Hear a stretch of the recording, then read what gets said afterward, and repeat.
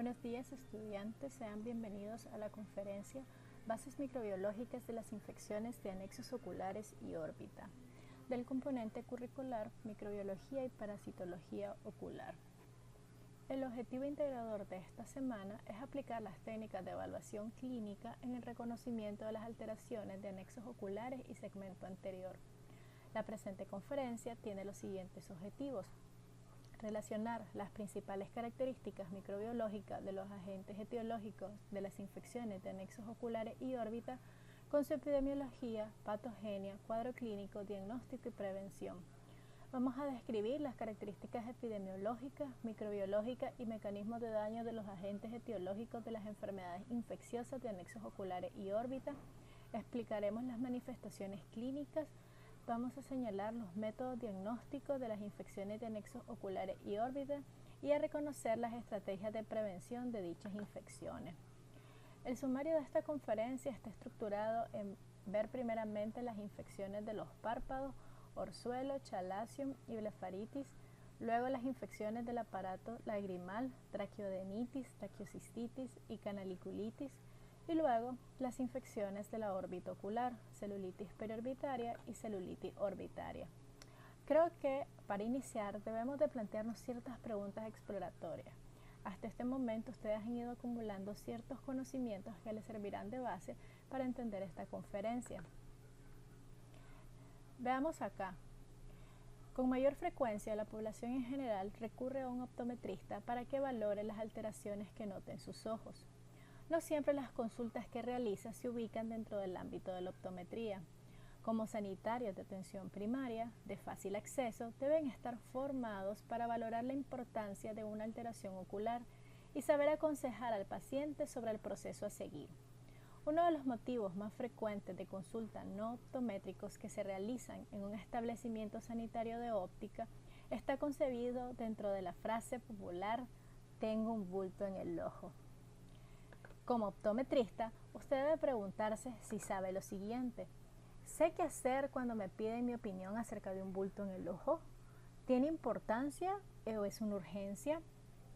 ¿Podemos solucionar nosotros como optometristas el problema o debemos de remitirlo a un oftalmólogo o una atención de medicina general?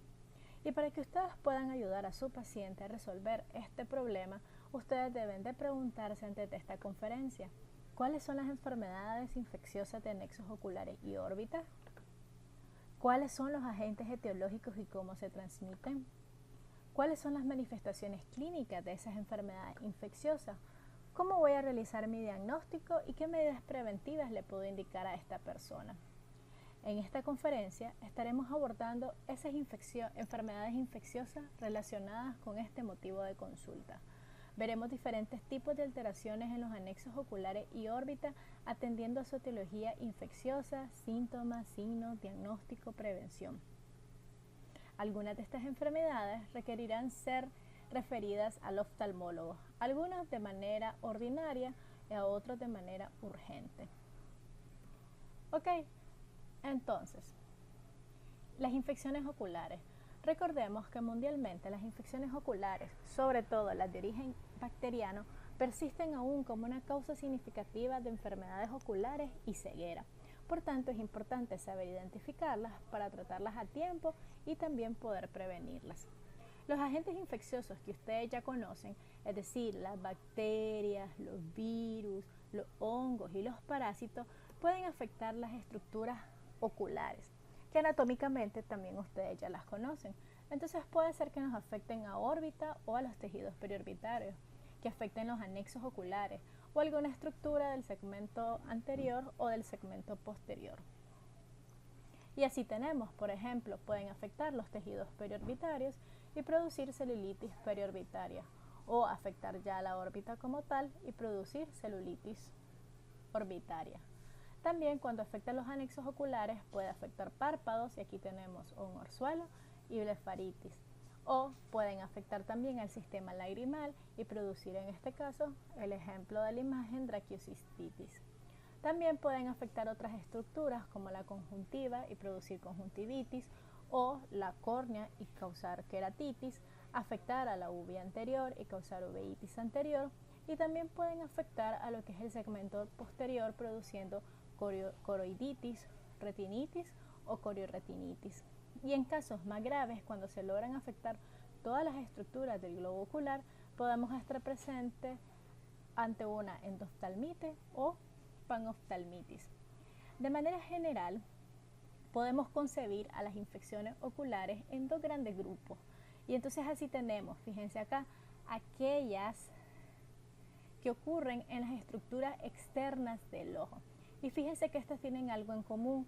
Estas estructuras pueden ser afectadas porque fueron tocados con los dedos, por ejemplo, y también tienen una relación en diagnóstico. La mayoría de estas se puede realizar un diagnóstico asociado con hisopado. En cambio, tenemos otro grupo, que son las que afectan a las estructuras internas. Las estructuras internas pueden ser afectadas de dos maneras, de manera exógena y de manera endógena. De manera exógena siempre lo mismo como las que afectan estructuras externas, ya sea por microorganismos que provienen del ambiente o por microorganismos que son parte de nuestra propia microbiota. Porque imagínense, algunas bacterias como estafilococos son parte de la microbiota de la piel. Sin embargo, si algo rompe esta piel o algo desequilibra mi respuesta inmune, entonces, ¿qué va a suceder? Esta bacteria, que es parte de la microbiota de la piel, va a poder producirme un daño y producir una enfermedad infecciosa. Pero estas infecciones de estructura interna tienen la característica que también pueden producirse por una fuente endógena, es decir, tal vez por un microorganismo, por ejemplo, una bacteria o un hongo que viaja a través del torrente sanguíneo y de manera sistémica llega a nuestro ojo a través de su vascularización. Dicho esto, es importante recordarles, muchachos, que la patología ocular es muy amplia y la patología ocular puede tener enfermedades que sean no infecciosas, como por ejemplo anomalías congénitas, enfermedades autoinmunes, vasculopatía, maculopatía, incluso tumores benignos o tumores malignos. Pero a la vez pueden haber las etiologías infecciosas que pueden ser causadas por bacterias, virus, hongos y parásitos. En nuestro quehacer de este componente nos enfocaremos evidentemente en las patologías oculares de etiología infecciosa. Pero ¿qué pasa con los anexos oculares? Bueno, antes de entrar en materia, recordemos que el ojo es uno de los órganos de los sentidos. De hecho, uno de los más importantes a lo largo de nuestra vida porque nos permite realizar la mayoría de las actividades diarias. Por tanto, la vigilancia de la salud visual es esencial. Entonces acá tenemos que los anexos oculares son estructuras que protegen al globo ocular y tienen una vital importancia en la producción y mantenimiento de la película lagrimal, que como ustedes conocen, esta forma parte importante y relevante de la barrera anatómica y de la barrera fisiológica de la respuesta inmune innata. Ok, pero ¿qué sucede? Bajo ciertas condiciones, por ejemplo, exposición al pulpo, a temperatura alta o a los microorganismos que ustedes ya conocen, es posible que se produzcan enfermedades en estos anexos oculares. Cuando estas enfermedades son causadas por microorganismos, llamamos a estas enfermedades infecciosas de anexos oculares. Ojo, es muy importante que repasen la anatomía y fisiología de estas estructuras. Eso les va a permitir integrar con mayor facilidad los componentes de semiología, optometría y microbiología y parasitología ocular durante esta semana. Así que ya saben, tienen que recordar que parte de los anexos oculares son los párpados, el párpado superior y el párpado inferior, con todas sus glándulas sebáceas y las glándulas de meibomio que se encuentran, así como las glándulas lagrimales accesorias. Pero también deben de recordar el sistema lagrimal y sus funciones, cómo se da el drenaje de la lágrima desde que se produce en la glándula lagrimal hasta llegar a salir por los canalículos, y a la vez ellas van a ir a drenar a través del conducto y el saco nasolagrimal para conectarse con la nariz y ser eliminadas. Entonces es importante que recuerden el sistema de drenaje lagrimal. Les dejo algunos videos anexos en la clase, sino también procedan a repasar de su componente de anatomía ocular. Ya entrando en materia, es importante que sepamos que las infecciones de anexos oculares son muy importantes de estudiar, sobre todo las infecciones de párpado, porque son un motivo frecuente de consulta de atención visual.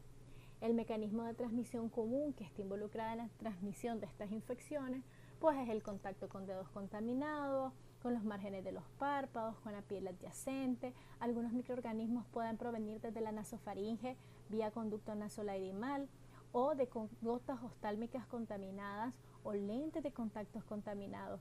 Y en casos mucho menos comunes pueden venir de transmisión sexual o de transmisión hematógena. La mayoría de estas infecciones oculares son autolimitadas y además estas infecciones de párpados usualmente están asociadas a patologías alérgicas como las que ustedes ya conocen: conjuntivitis alérgica, queratoconjuntivitis alérgica y dermatitis atópica. Entonces, la etiología infecciosa o la etiología de las enfermedades infecciosas de anexos oculares es muy variada. Y eso va a estar en dependencia, uno, de la estructura del anexo ocular que esté afectada y del tiempo de evolución de esa enfermedad. Así que esta puede ser causada por bacterias, virus, hongos y parásitos. En esta clase nos centraremos en las etiologías bacterianas y parasitarias. Sin embargo, sí es llamativo mencionarles que, por ejemplo, existen ciertos virus, como el virus del molusco contagioso, que pueden producir lesiones a nivel palpebral, sobre todo en niños y en inmunocomprometidos. Cuando esta afectación del virus del molusco contagioso produce estas pequeñas lesiones papulares a nivel del párpado, la mayoría son autolimitadas y resuelven por sí solas. En otras ocasiones necesitan tratamiento realizado en conjunto por dermatólogo y oftalmólogo. También hay otros virus, como por ejemplo el virus del herpes simple o el virus de la varicela zóster, que causa la famosa varicela que a ustedes ya les ha dado, pero cuando uno se inmunocompromete también puede causar algo que se llama herpes zóster. Estos virus pueden tener también manifestaciones a nivel palpebral. Sin embargo, estos virus los estudiaremos más adelante, puesto que también son agentes causales de conjuntivitis y queratitis. Una vez dicho eso, es importante que pasemos a describir las características microbiológicas más importantes de los agentes causales de las enfermedades infecciosas que estudiaremos en esta conferencia. Y entonces así tenemos que, primeramente veremos a los cocos gram positivos. Entonces en este caso tenemos al Streptococcus pneumoniae. Este es el famoso neumococo. Ya como su nombre lo sugiere, es una bacteria que causa neumonía. Esta bacteria forma parte de la microbiota normal de nuestro aparato respiratorio. Es decir, que algunas personas lo van a tener en su nasofaringe, pero no les produce enfermedad. En cambio, en otras personas que tienen ciertos factores de riesgo, sí va a lograr producir la enfermedad. Entre sus características morfológicas vamos a resaltar las siguientes. Y ojo, en esta parte van a recordar la clasificación de las bacterias que ya estudiamos en la semana anterior.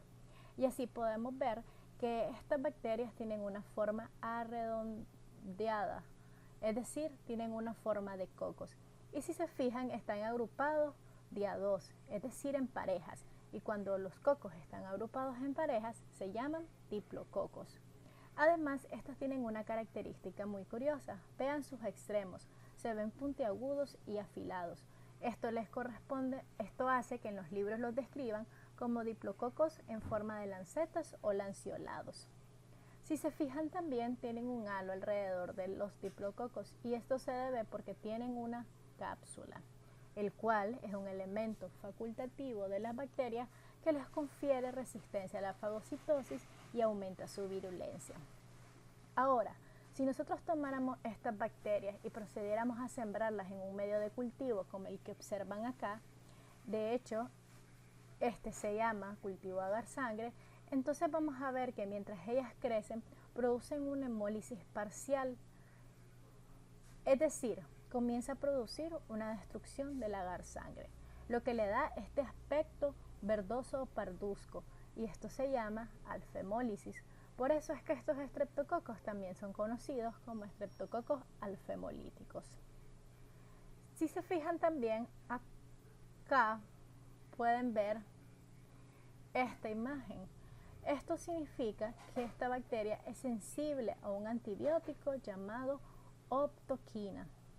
Entonces, si lo vuelvo lo mismo, yo agarro estas bacterias, las siembro en un cultivo y coloco este pequeño disco de papel filtro que contiene ese antibiótico llamado optoquina. Introduzco este plato de agar en una incubadora y después de un tiempo de la siembra voy a observar cómo existe un halo alrededor del disco. ¿Esto qué significa? Que como la bacteria es sensible a ese antibiótico, eso hace que el antibiótico inhiba el crecimiento de la bacteria a su alrededor y por eso vamos a ver ese halo. Si se fijan, es como que todo esto es colonias de bacterias, pero justo alrededor del antibiótico ellas no lograron crecer porque el antibiótico inhibió su crecimiento. Entonces se dice que Streptococcus pneumoniae es sensible a la optoquina y esto nos permite identificar la especie y género de esta bacteria. Pero ahora resulta que también debemos diferenciar al Streptococcus de otra bacteria que veremos más adelante que se llama Staphylococcus. ¿Y cómo lo hacemos? Pues sencillo, lo hacemos a través de una prueba que se llama catalasa. La catalasa es una enzima que tiene la capacidad de desdoblar el peróxido de hidrógeno en agua y oxígeno. Entonces, es importante que recuerden, el Streptococcus es catalasa negativo y el Staphylococcus es catalasa positivo. Es decir, el Streptococcus no desdobla el peróxido de hidrógeno en agua y oxígeno. Por tanto, si yo agregara aquí una gota, en el cultivo una gota de peróxido de hidrógeno, este no va a desdoblarlo en oxígeno e hidrógeno. Entonces no se van a producir burbujas y yo digo que es catalasa negativo. Otra bacteria que pertenece al género Streptococcus es la bacteria llamada Streptococcus pyogenes. Entonces, ¿qué características morfológicas tienen? Aprecien aquí la imagen. Tiene formas de cocos, pero están dispuestas y agrupadas en cadenas. Por eso reciben el nombre de Streptococcus. En cambio, vean la diferencia ahora en el cultivo. Resulta que estas bacterias crean una hemólisis tipo beta. Entonces, estos Streptococcus son conocidos como Streptococcus beta-hemolíticos. Algo importante de resaltar es que ambas bacterias, tanto el Streptococcus pyogenes como el Streptococcus pneumoniae, son parte de la microbiota de la nasofaringe. Y además, Streptococcus pyogenes es parte de la microbiota de la piel. Entonces vean esto, si ambas se encuentran en la nasofaringe, pues ambas se pueden transmitir por vía respiratoria. Y de hecho, producen enfermedades como la celulitis perorbitaria y la celulitis orbitaria. Pero el rey de la fiesta en la infección de anexos oculares es el Staphylococcus aureus, porque él en realidad es uno de los agentes más frecuentes en causar infecciones de párpados y por tanto deben de conocer muy bien a Staphylococcus aureus. Pues resulta que Staphylococcus, como su nombre lo dice, son bacterias que tienen forma de cocos, arredondeadas, como lo ven acá en la imagen, pero están agrupadas como en racimos de uva, como lo ven aquí en la imagen, y por eso se llaman estafilo. Ven, de nuevo están repasando el tema de la semana anterior. Entonces, como ya habíamos dicho, el Staphylococcus aureus es catalasa positivo, lo cual lo permite distinguirlo de Streptococcus pneumoniae. Y aquí ven esta pequeña imagen que representa que cuando yo tomo colonias de este cultivo y aplico una gota de peróxido de hidrógeno, gracias a la catalasa, el peróxido de hidrógeno se va a desdoblar en agua y en oxígeno. Y yo lo voy a observar aquí como burbujitas, como con burbujitas.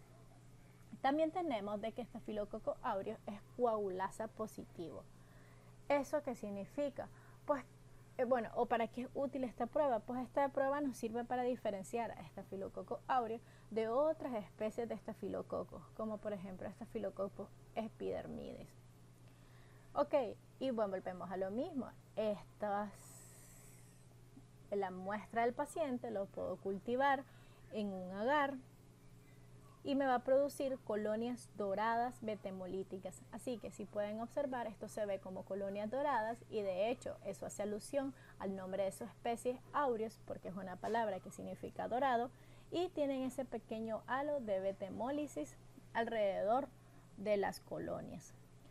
Y como decíamos que era la reina de la fiesta, es porque esta bacteria produce orzuelo, blefaritis estafilocóxica, celulitis periorbitaria, celulitis orbitaria, y fíjense bien, la vamos a volver a ver porque ella también puede causar conjuntivitis y queratitis. Bueno, aquí terminamos de hablar de los cocos gram positivos. Pasemos a hablar de los bacilos gram positivos. Como su nombre lo dice, bacilos gram positivos significa que tienen forma de bacilos y que se pueden teñir color cristal violeta o morado porque tienen características de una pared celular de bacterias gram positivas.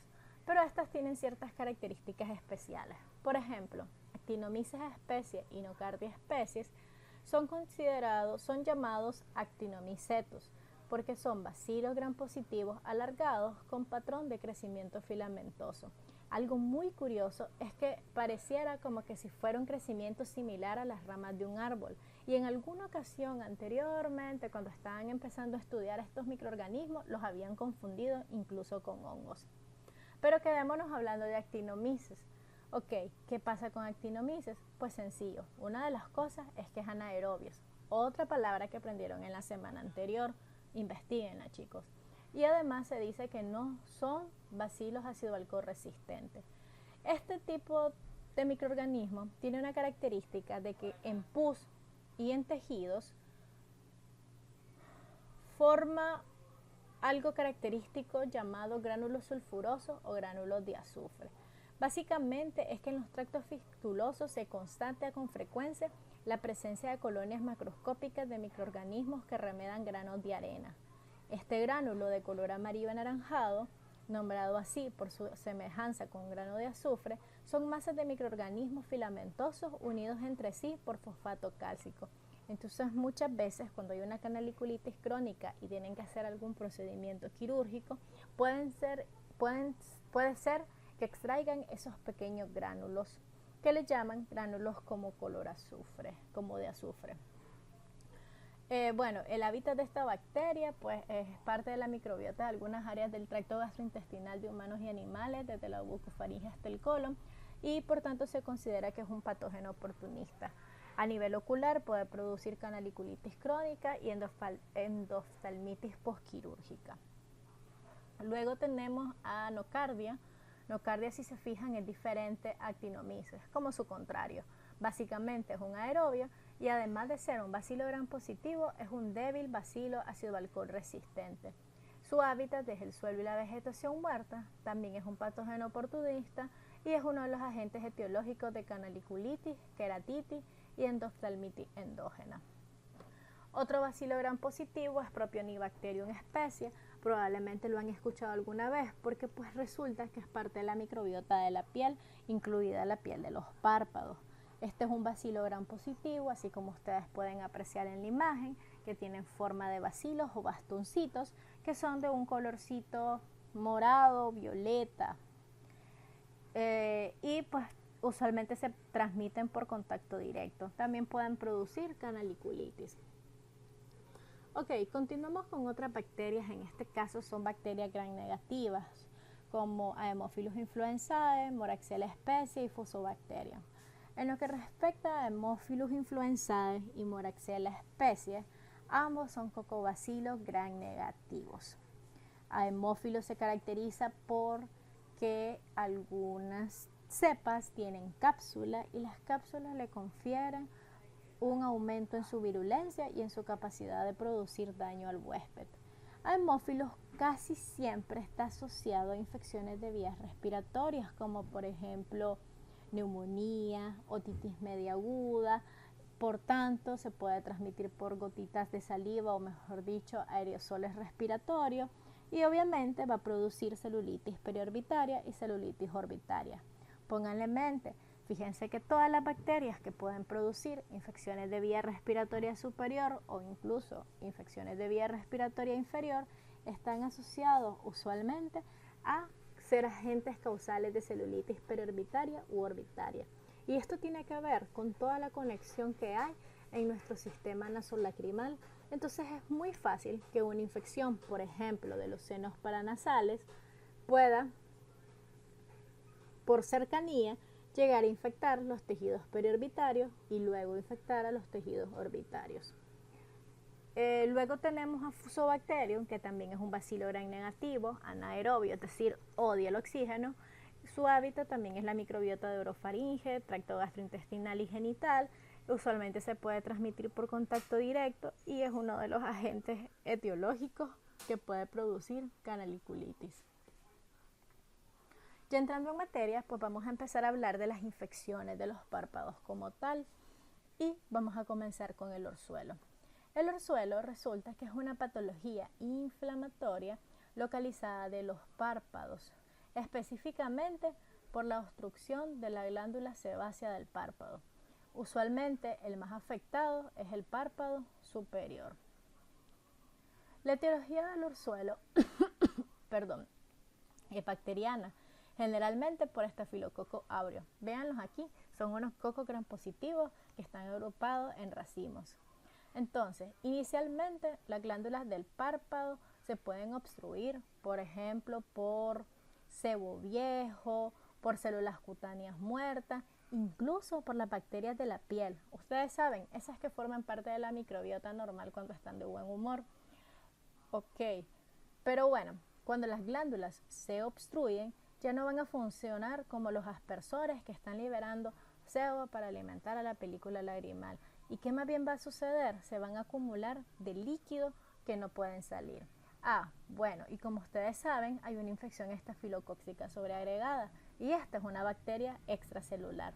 Pero bueno, esta bacteria, ¿qué hace? Va a activar a la respuesta inflamatoria que ustedes ya conocieron y por tanto vamos a poder observar ¿qué cosa? Pues los signos de la tetrada de Celso. Y así vamos a tener a una tumefacción evidenciada por una tumoración de aparición rápida, bien delimitada, que duele de manera espontánea y también a la palpación, que puede estar o no asociado, por ejemplo, a edema palpebral, a hiperemia conjuntival y a lagrimeo. Entonces, vean, ni me toquen, dice el orzuelo, que me duele. Según la glándula que esté afectada, va a ser así el tipo de orzuelo y entonces vamos a tener dos tipos. Por ejemplo, el orzuelo externo, que se presenta por la infección ya sea de un folículo piloso o de la glándula de Seyso de Moll. Usualmente va a drenar hacia la piel, normalmente coronada por una pestaña. Puede incluso observarse un punto blanco amarillento con salida al exterior del párpado. La mayoría de estos orzuelos son autolimitados, es decir, pueden resolver espontáneamente. Luego tenemos al orzuelo interno.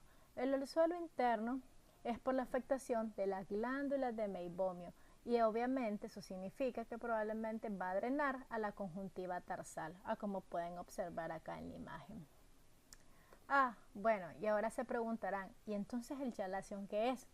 Esta también es una patología que se encuentra localizada en los párpados, pero en este caso la diferencia es que lo que se da es una oclusión no infecciosa de la glándula de Meibomio, lo cual, obviamente, como está obstruida la glándula de Meibomio, van a salir ciertas sustancias lipídicas irritantes, un sebo espeso, que en las partes blandas del párpado va a estimular una respuesta granulomatosa secundaria.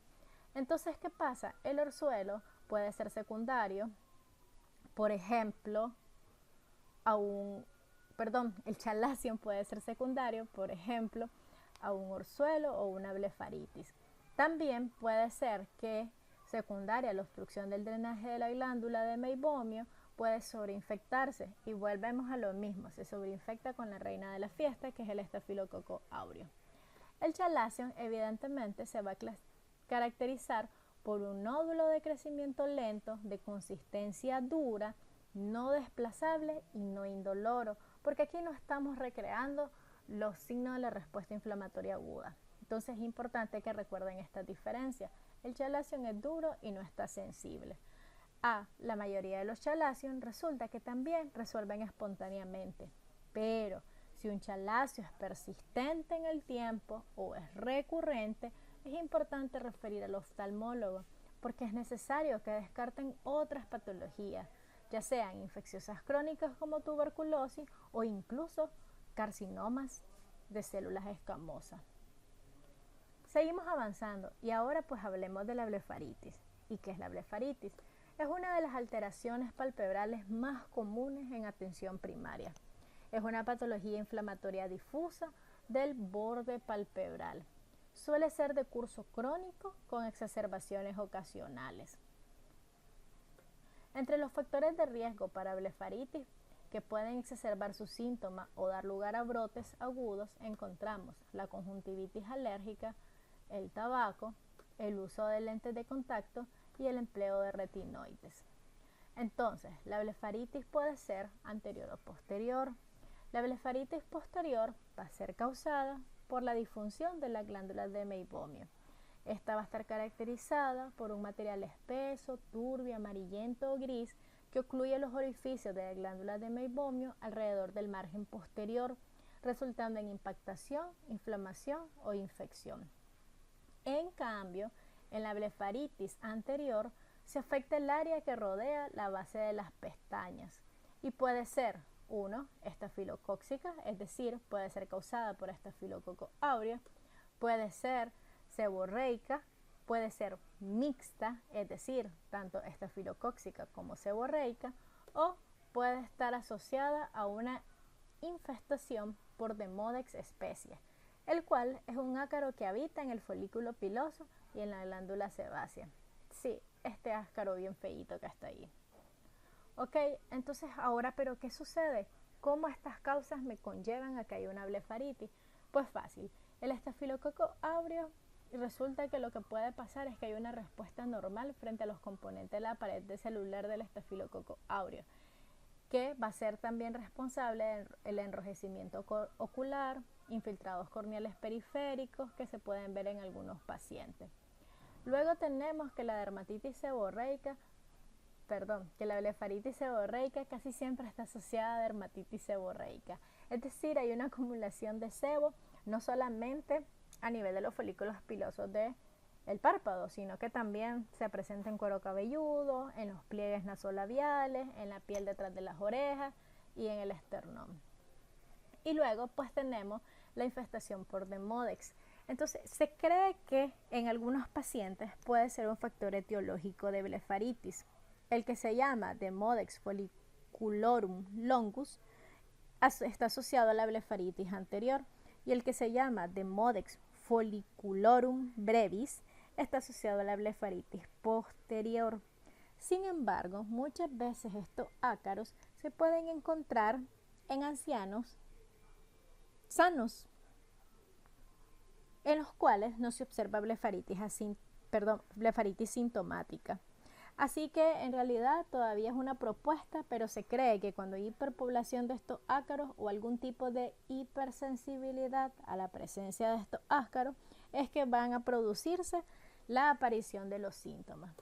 Pero ojo, todos los tipos de blefaritis tienen algo en común, que todas estas reacciones nos llevan a disfunción de la superficie ocular normal por la reducción de la estabilidad lagrimal. Entonces, usualmente la blefaritis también van asociadas a ojo seco o a queratoconjuntivitis. ¿Y cuáles son los síntomas de la blefaritis, chicos? 1. La blefaritis se caracteriza por quemazón y prurito palpebral con sensación de arenilla. Puede haber fotofobia leve. Hay descamación seca en las pestañas, eritema y costras en el borde palpebral con remisiones y exacerbaciones. Es decir, periodos sin síntomas que pueden estar seguidos por exacerbaciones o aumento y reaparición de los síntomas. Usualmente estos síntomas suelen empeorar por la mañana, pero en algunos pacientes que también padecen de ojo seco, más bien esa sensación, esos síntomas van a empeorar durante el día.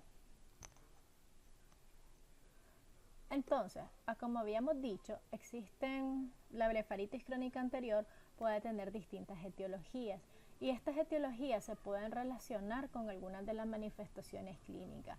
Por ejemplo, la blefaritis estafilocócica se caracteriza usualmente por escamas duras y costras situadas principalmente alrededor de la base de las pestañas.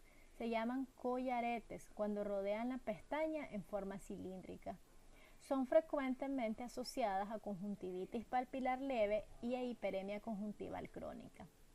La blefaritis de etiología seborreica usualmente tiene la característica de tener un borde palpebral anterior hiperémico y con grasa, escamas blandas y adherencia entre las pestañas.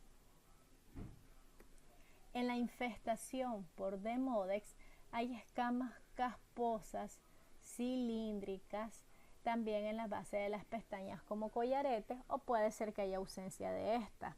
Los áscaros pueden demostrarse con la lámpara de hendiduras a 16 aumento, tras limpiar manualmente la base de la pestaña y a continuación rotarla o moverla de un lado a otro con unas pinzas finas durante 5 a 10 segundos. Ustedes saben, para que el ácaro salga del folículo piloso y lo puedan ver. Si aún así no lo logran observar, pues muchas veces lo que hace es que se extrae una pestaña y se puede observar al microscopio óptico común. Entonces, de manera general nos preguntaríamos, ¿y entonces qué hago yo si tengo una infección de anexos oculares, es decir, una infección de los párpados? Bueno, las enfermedades de los párpados, tales como el orzuelo, el chalazion y la blefaritis, tienen un manejo bastante similar.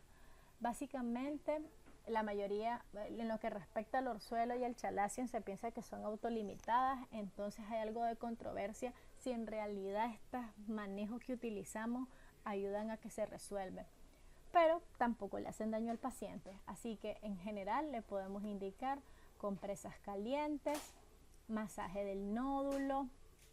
Es importante recordarle al paciente que no debe de utilizar maquillaje ni máscara de pestaña mientras su ojo está afectado y que debe de cambiar la que estaba utilizando previamente. Limpieza de costra. Se puede hacer higiene palpebral con masaje, sobre todo esto está indicado para el caso de la blefaritis. Y acá viene lo importante, la referencia oportuna a atención primaria y oftalmología. Si un orzuelo es de gran tamaño, probablemente va a necesitar incisión y drenaje, y esto lo realiza el oftalmólogo. Si un chalazion, como habíamos hablado, tiene más de 4 semanas de evolución, debo derivar al oftalmólogo, porque es importante realizar una biopsia para descartar otros tipos de patologías.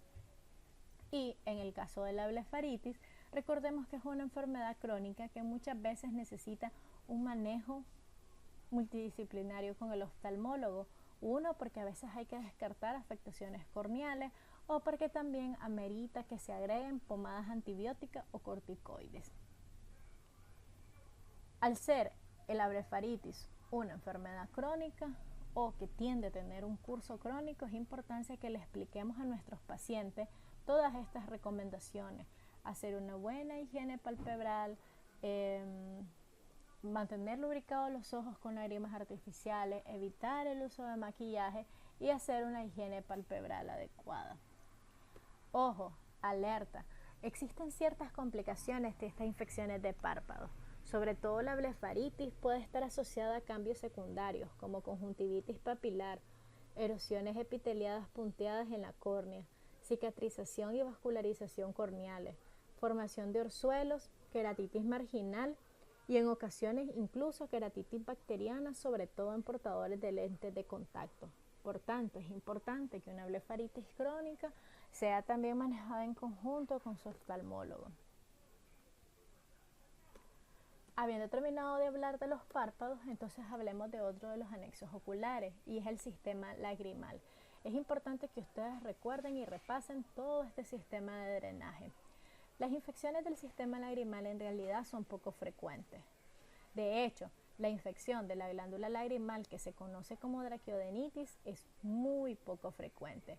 Son incluso un poco más frecuentes las infecciones del saco lagrimal, conocidas como draquiocistitis, o incluso las del canalículo, conocidas como canaliculitis.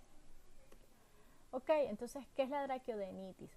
Fijémonos en la imagen de la anatomía que se encuentra en la parte externa superior.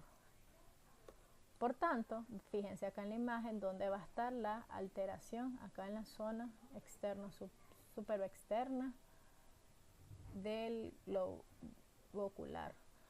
Entonces, la traqueodenitis es toda infiltración no maligna de la glándula lagrimal. Pueden ser procesos infecciosos o no infecciosos, o incluso estar asociadas a enfermedades sistémicas. Entonces, todo aumento de la glándula lagrimal debe de ser evaluado por el oftalmólogo, porque además de descartar diferentes procesos infecciosos, es importante que descarten enfermedades sistémicas autoinmunes que meritan un manejo multidisciplinario. Las causas entonces muchas veces pueden ser primarias, por ejemplo causada por Staphylococcus aureus, que es la más frecuente, seguido por Streptococcus pyogenes. Algunas traqueodenitis son complicaciones de infecciones en otros sitios, por ejemplo la parotiditis, que es causada por el virus de la parotiditis, influenza, que es causada por el virus de la influenza, o infección por bacterias como Neisseria gonorrea. Entonces, repito, por eso también es importante referir al oftalmólogo para que pueda detectar si hay alguna otra infección fuera del globo ocular.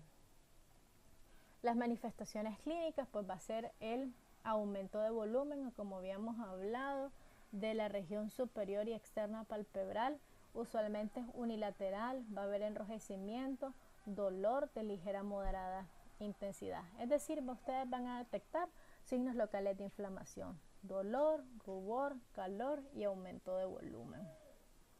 Y el manejo pues va a ser la referencia a oftalmología. Luego tenemos lo que es la traqueocistitis. Esta es la infección del saco lacrimal, la cual suele deberse a una obstrucción del conducto nasolacrimal. Puede ser aguda o crónica. Los pacientes que, por ejemplo, nacen con alguna anomalía congénita de obstrucción de este conducto tienen un mayor riesgo de padecer o presentar una traqueocistitis. La etiología van a ser los microorganismos aislados más frecuentemente son Staphylococcus aureus, seguido por Streptococcus pyogenes, y en niños también seguidos por Haemophilus influenzae y Streptococcus pneumoniae. Las manifestaciones clínicas de una traqueocistitis aguda va a ser un dolor de comienzo agudo en el área del canto interno asociado a epífora. Va a haber edema, eritema por debajo del tendón cantal medial con distensión del saco lagrimal. Volvemos a lo mismo, es importante que recuerden la localización anatómica del saco lagrimal y también la función, la cual están relacionados directamente con la sintomatología que presenta el paciente, además de los signos locales de inflamación.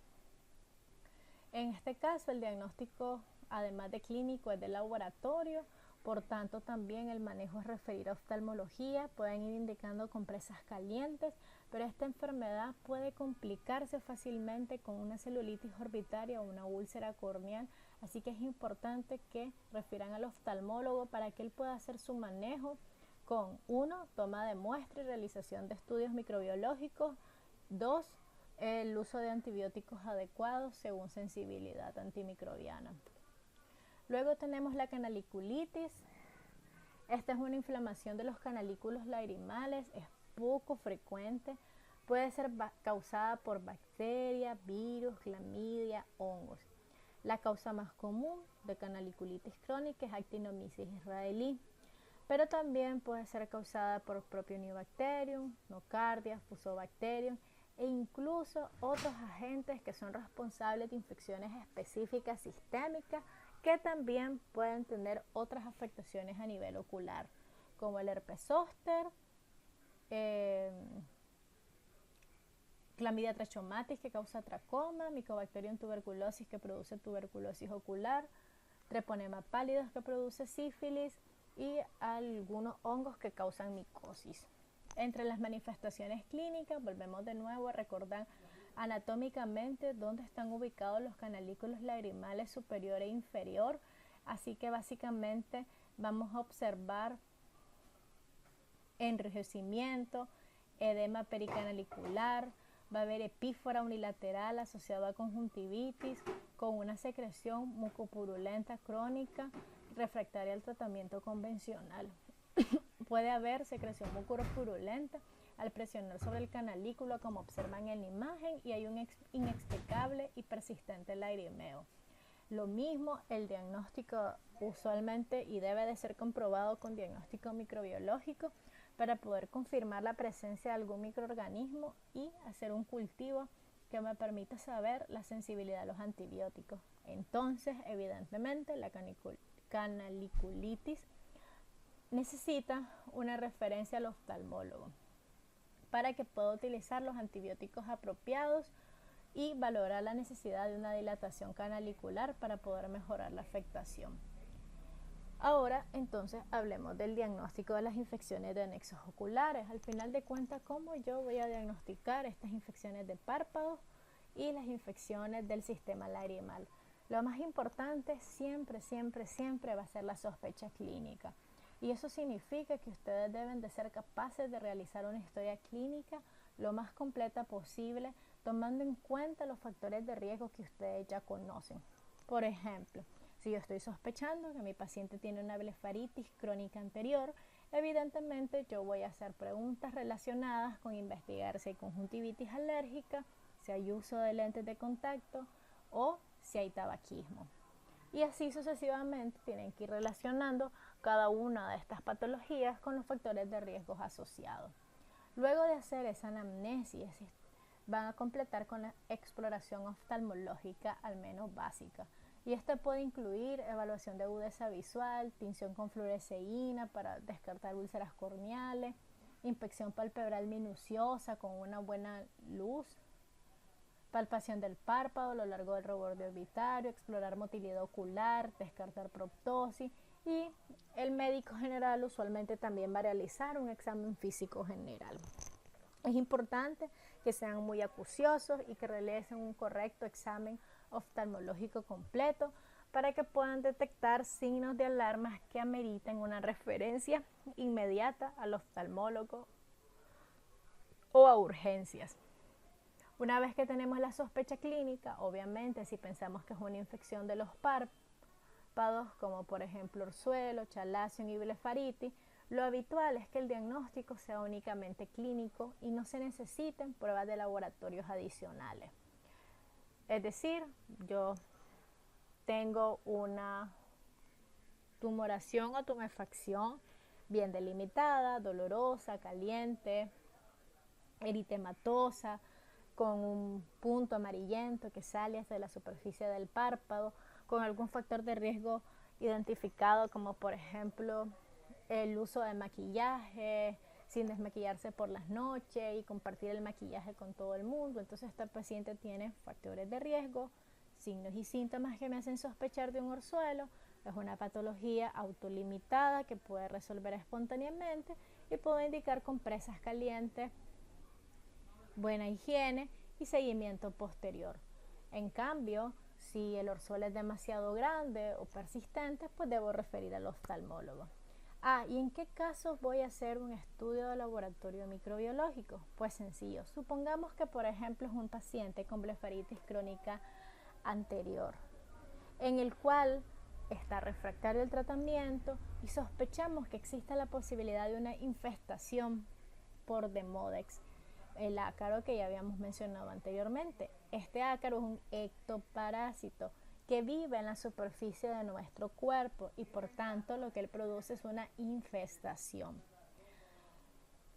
Entonces nos podemos auxiliar de ciertos métodos microscópicos para poder observar a la larva o al adulto de este ácaro en la pestaña recién extraída. Pero si en cambio la historia clínica y la exploración oftalmológica me hacen pensar que lo que tiene mi paciente es una infección del sistema lagrimal, entonces ya sea que sospeche una traqueodenitis, una traqueocistitis o una canaliculitis, obviamente también se debe realizar un examen microbiológico. Usualmente este examen microbiológico lo va a realizar ya el oftalmólogo a quien nosotros le refiramos nuestro paciente. La muestra biológica a utilizar van a ser, por ejemplo, las secreciones del aspirado del canalículo lagrimal, y los métodos diagnósticos que voy a utilizar pueden ser métodos diagnósticos directos como tinción de Gram, que me va a permitir saber cuál es la forma la agrupación y las características tintoriales de la bacteria que detecte. En este ejemplo que está aquí, son bacilos gram positivos ramificados que me pueden hacer pensar en Actinomyces israelí, por ejemplo. Si yo realizara además en esta muestra una tinción ácido alcohol resistente, va a estar negativa porque ellos no son bacilos ácido alcohol resistentes. También puedo utilizar otro método de diagnóstico microbiológico, en este caso también directo, porque me busca la presencia del microorganismo.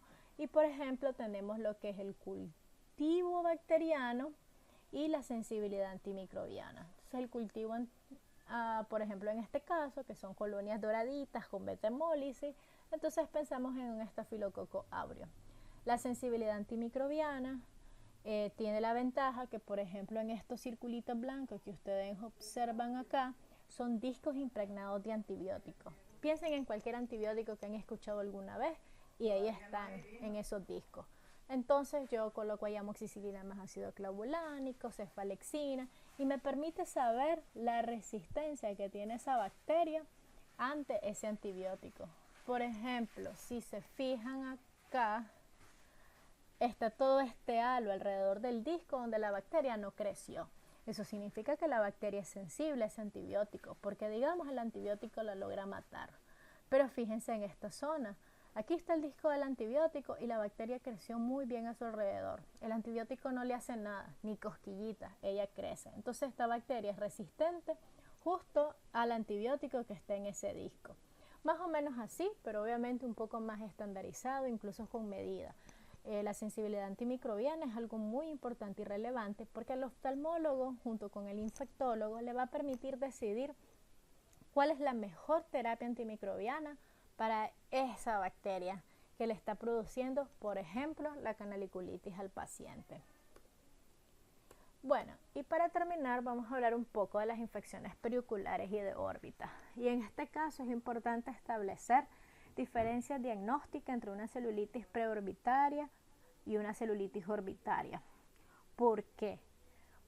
Porque dependiendo del tipo de celulitis, así va a ser la urgencia de mi paciente.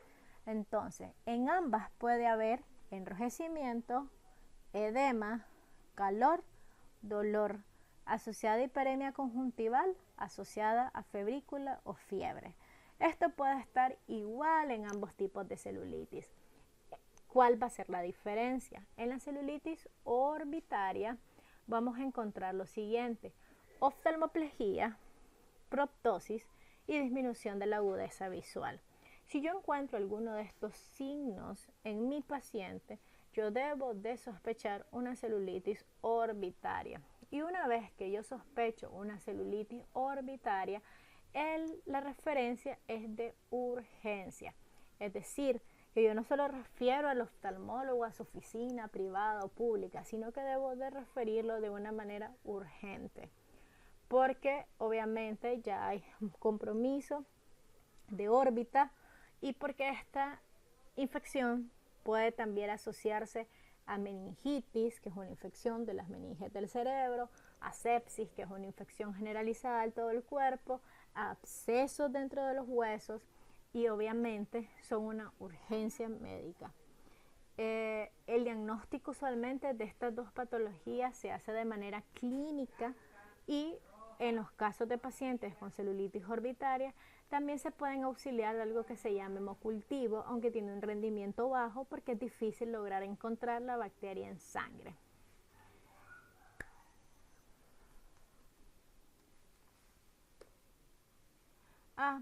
Y entonces ahora pasemos a hablar de prevención de infecciones de anexos oculares.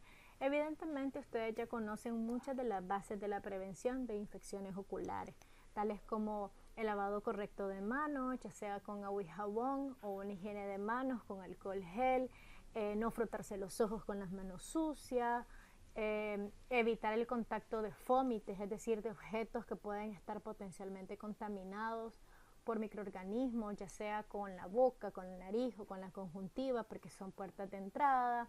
También conocen ya medidas de higiene respiratoria. Entonces, ustedes ya conocen muchas de las medidas de prevención de infecciones oculares. Entonces veamos algunas otras medidas un poco más específicas para prevenir infecciones de anexos oculares. Uno, hay que decirle a las personas que limpien bien sus lentes de contacto, deben de ser desinfectados correctamente con el líquido especial diseñado para desinfectar lentes de contacto y se deben de cambiar cada vez que se use. No se deben de compartir toallas ni almohadas, mucho menos cuando se está cursando con una infección de anexos oculares. No hay que frotarse los ojos, hay que desmaquillarse bien, asegurarse de dormir con sus ojos limpios, sin maquillaje, vigilar los cosméticos, hay que explicarle a las personas que no se deben de utilizar cosméticos que se hayan vencido o caducado, que estén en mal estado. También las máscaras de pestañas deben descartarse a los 3 meses de haberlas abierto y obviamente mientras estén con infección de anexos oculares no deben utilizarse maquillaje. No al mito del anillo de oro, en donde piensan que un anillo helado de oro, si se lo colocan en el ojo, va a aliviar su infección de anexos oculares. Más bien esto puede contener muchas bacterias. Mejor den la indicación de aplicar gasitas calientes o tibias. Luego tenemos la precaución universal que ustedes ya conocen, lavado de manos con agua y jabón antes de tocar los ojos y antes de hacer las medidas de limpieza de las costras. No usar lentes de contactos ni maquillajes en los ojos mientras se esté enfermo, mucho menos de un ojo a otro, porque obviamente puede pasar la infección de un ojo hacia el otro. Y una de las medidas muy importantes es acudir a su médico o oftalmólogo y evitar que los pacientes se automediquen. Igual, en general es importante que recuerden cómo prevenir infecciones oculares. Muchas son iguales y las que ya hemos hablado acerca de las medidas de bioseguridad, higiene de manos, higiene respiratoria y no frotarse los ojos. Muchas gracias por su atención